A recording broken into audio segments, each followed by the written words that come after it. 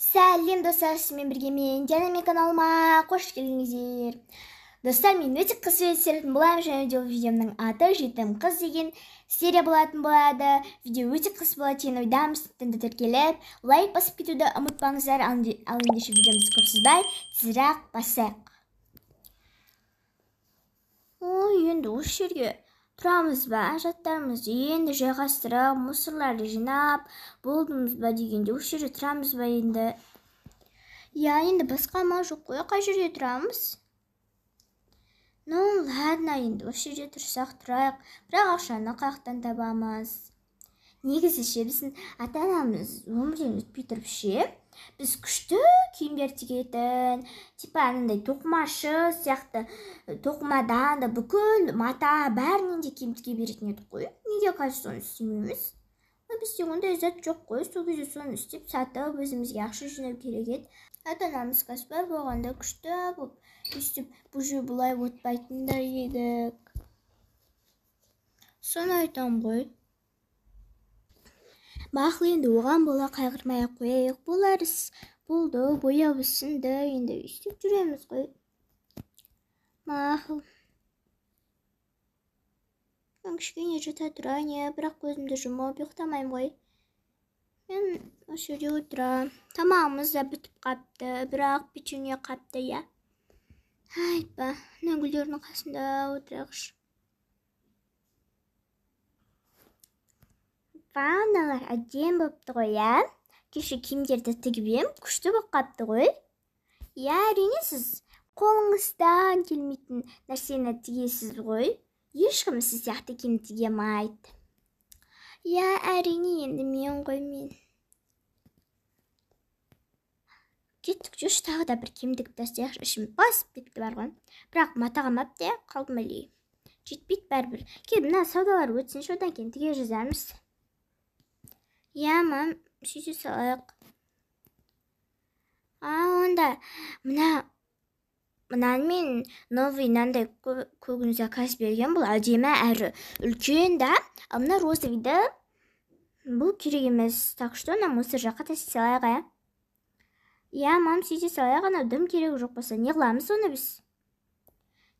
Онда қызым, сен осы жерде отыра тұр, мен тасып бере салайын.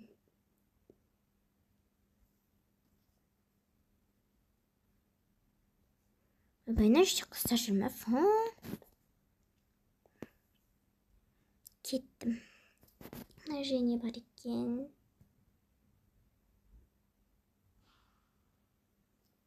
Құрсын жоқ қойын. Вау! Ана жерде киім тігетін апай мынандай тасып кетті ғой. Бізге как раз киім тігуге керек заттар бар екен, Онда давайте киім тігіп көрейікші. Қалай шығады екен?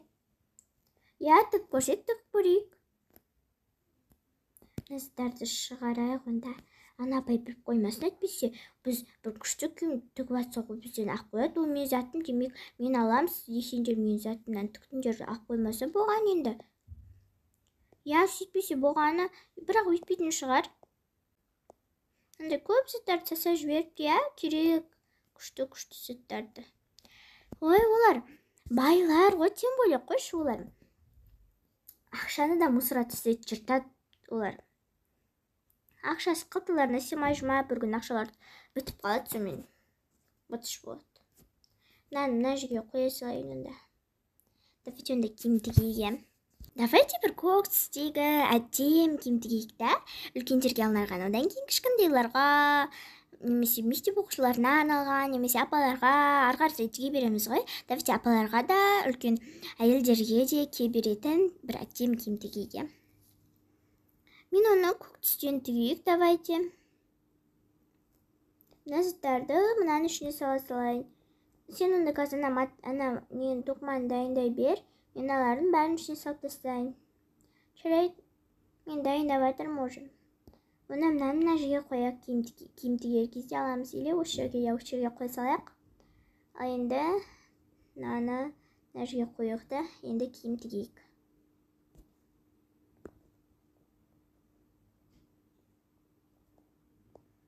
Шашып кеттім. Шашаман тіге берейік. Біттік. Вау! әдемі киім тіктік қой, иә? Я, вау, күштісін-ай. Бірақ бұны қаяққа ілеміз адамдар көру үшін? Үсіп қойып қойсақ, ешкім көрмейді, тем более көрініп отыратын. Білмеймін, аналар қазір қоятын шығар, онда мына жасай тұрайық. Қолыма ұстап алайыншы. Үлес салынбай ма? Қызым, жүрш, үйді бір жинап шығайықшы, әдемі ғып. Керегіміздерін бәрін мұлсарсыз десе алайықшы. Кеттік онда. Мен осы жерде отыра берейінші, ішім басып кетті. Ана істеймін тұрған жоқ, бірақ отыра берем мен. Осы жерде ойнап, сіздің тоқымаңыз көріп.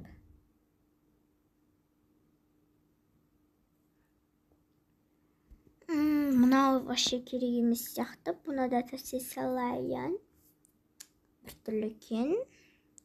Жасал. Енді ақшаларымды санайын. Неше ақша жиналыпты. Көрдім, анандай тағы тастап жіберді ғой. Давайте осыны кішкене сүртіп жіберейік та. Осыған іліп қойық та. Енді мен мына төсегіме кішкене шетіне сүрте салайық. Болып мен сүрттім. Ал енді мына киімді іліп қойық. Вау, әдемі болып тұрды. Мына жерге қойып қақта кішкене мыналарды жинап тастайық. Әйтпесе бір түрлі болып тұрады. Мынада үшін салсақ та. Осы екеуін мына жерге қоя салайық.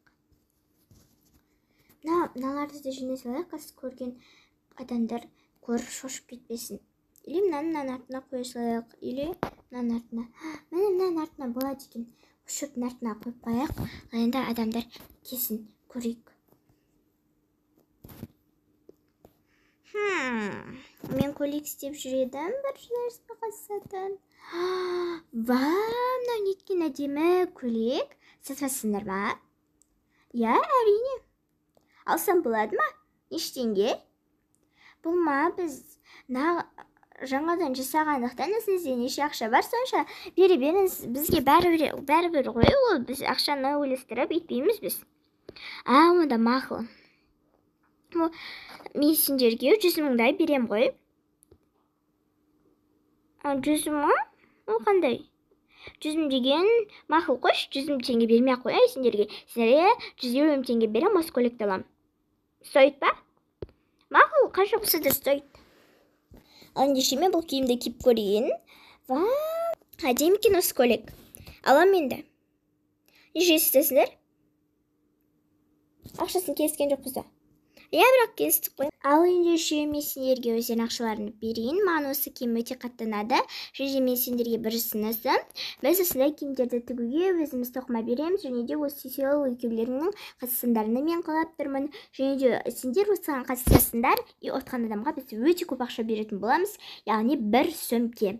Бір сөмке ақша. Ақшаның ішінде өте көп ақша бар. Және де сол миллионнан да көп ақша бар. 1 миллионнан деген ғой. Бұның ішінде 100 миллион бар. Ал бұл 100 миллион өте көп ақша. Сондықтан да осыған қатыссаңыздар, мен сіздерге осындайды берейін. Бұл сіздерге кіру билеті болады. Міне іштерін оқып, әріп танысыңдар, если оқып көрсеңдер болады. Мен әріп танымаймын, мен ашыққа танымаймын. Ал онда мен өзімді киімімді кетейін. Мына киімімді, бұл киімді мен сендерге подаркке бердім. Кейін мақұл, онда бұл киімді өзіме алып кете салайын. Подаркке берудің орнына өзіме өте қатты ұнады. Анау күшті екен ғой, ә? Мен енді тағы да адамдарды іздеп жүрмін. Әрине бағана киімді қойып келдім. Рахмет, сендерге осы киім істегендерінде ақшаларын өздеріне тамақ алуға жетеді деген ойдамын. Ал енді ол ертең емес, оның ертесі емес, 3 күннен кейін болады. Мен басқа адамдарға көрейін. Ойбай, ше, клиенттер толып жатыр екен ғой. Әпше, апай, бер келесіз бе? Негізі біз кезекте тұр едік. Ол компьютерде көріп отыр, әлі мені қабылдамай жатыр. Киімдер көре берсеңіздерші. Мен әшейін бір затты айтуға ғана келгем. Ой, мақұл, көре берейікші, жүріңдерші. Саламатсыз ба, апай, мен сізге мынандай затты берейін деп едім. Саламатсыз ба? Қалайсыз? Жақсы, өзіңіз қалайсыз? Мен сізге осыны берейін деп жатқан едім. Бұны не үшін берейін деп жатырсыз? Бұл киім тігуден содан жарыс болайын деп жатыр. Соған мен сізді қатыстырғым келіп отыр. Бұл билет кіруге со жаққа. Доказательство. Бұл билет болса, мақұл қатысайық. Қарсы емес болсаңыз, қатыса беріңіздер. Қатысам дедім ғой. Бопты, мұнда ішін ашып көріңіз. Сыртында да несі жазылып тұр. Ішінде ашып көре беріңіз. Ол бірнеше сұрайын деп едім. Ол қашан болады? Ол ма 3 күннен кейін. Бүгін понедельник, яғни сонда четверг күні болады. Онда четверг күні сағат нешеде? Четверг күні сағат 11-де со жақта болуларыңыз керек. Со жерде сайыс өтеді.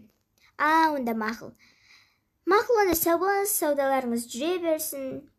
Ана жарысқа күшті болып қатысыңыз. Сау болыңыз. Мақұл онда. Күшті екен ғой. Саламатсыздар ма? Өздеріңіз сырттан киімдерін ала беріңдер, одан кейін маған келіңдер. Мен қандай киімді алсам болады? Давайте мына киімді алайыншы. Басқа полтарский жоқ сияқты ғой. Не біліп, полтарский істемеймін. Бұл жердің директоры бар ма? Или киім тігетін адам? Вообще. Или саудалар істеп жүретін адам? Мен саламатсыз ба, маған айта беріңіз. Бұның директорына, сатушысы да барлығы мен боламын. Макетін өткені кішкентай сыныптында бәріне өзім қараймын. Ал осындай қандай киім таңдап жатсыз? Не осындай киім? Вау, сізге өте күшті жарасады екен. Онда ақшаңызды беріңіз. Саны олайын, тура екен. Сізге, мен ойымша, сізге қандай түсінайды? Маған қара түсінайды, но бірақ мен қара түсі көбінесе кигім келмейді. Типа сор сияқты сондай түс бар ма? Бар, мынандай түс. Осыны қазір ішіне сия салып көрейін. Міне сия деген мәңіз. Рахмет, күшті қып істеп береді екенсіздер. Күшті екен. Рахмет, сау болыңыз.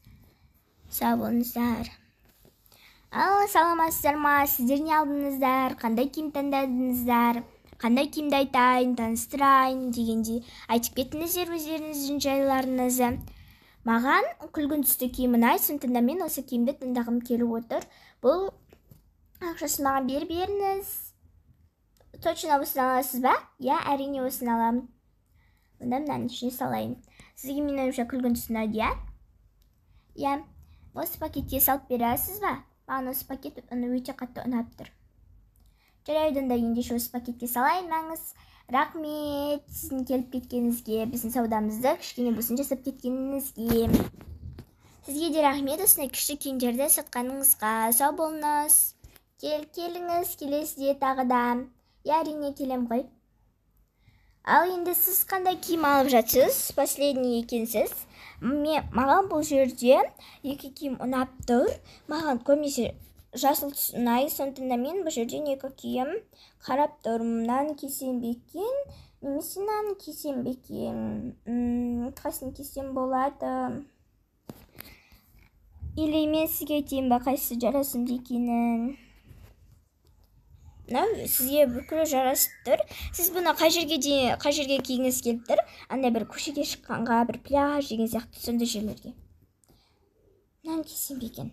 Негізі бұл кішкене мектепке арналған киім, мұғалімдерге көбінесе арналған киім. Бұл мектеп оқушыларына арналған.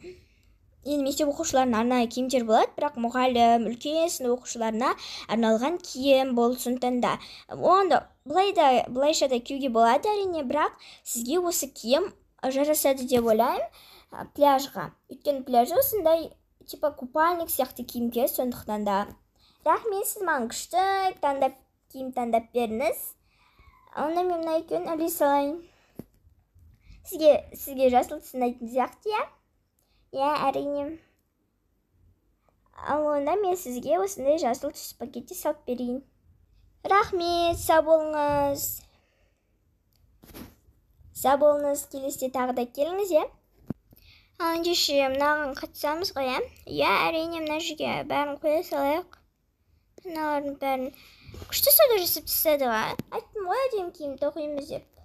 Онда мыналарды тоқып, кеште батып қалды. Ұйықтайық. Ертең кішкене бой секіртіп алайық, сонымен тағы да ертең. Одан кейін келесі күні уже біз мынаған барамыз. Кішкене заттарымызды жинаймыз. Жинайтын шығармыз, может быть. Иә, әрине ақшамызды осының ішіне салсақ, кішкене мынаны да осының ішіне салсақ, кішкене көрінбей тұрады. Кейбіреулер, кейбір ұрлаушылар түнде алып кетуі мүмкін. Бірақ бізге тиіспейді ғой. Бізге кім тиісетін? Анда ұйықтайық, қайырлы түн. Қайырлы түн. Қызым, біз кетейік. Құрсын, әсет жырақ бойығы. Осы ретін үй салайық. Ана осы ұйықты салайық, шынаның ішіне кіріп. Мақында осы ретін үй салайық. Или үйімізге қайтамыз. Достар, осымен видео аяқталды. Соңына дейін көрсеңіздер, соңына дейін көргендеріңізге рахмет. Тіркеліп, лайк басып кетуді ұмытпаңыздар. Кстати, достар, бұл жетім қыз дегеннің екінші сериясы менің каналымда шығады. Бұл бірінші сериясы. Сау болыңыздар, тіркеліп, лайк басып кетуді ұмытпаңыздар.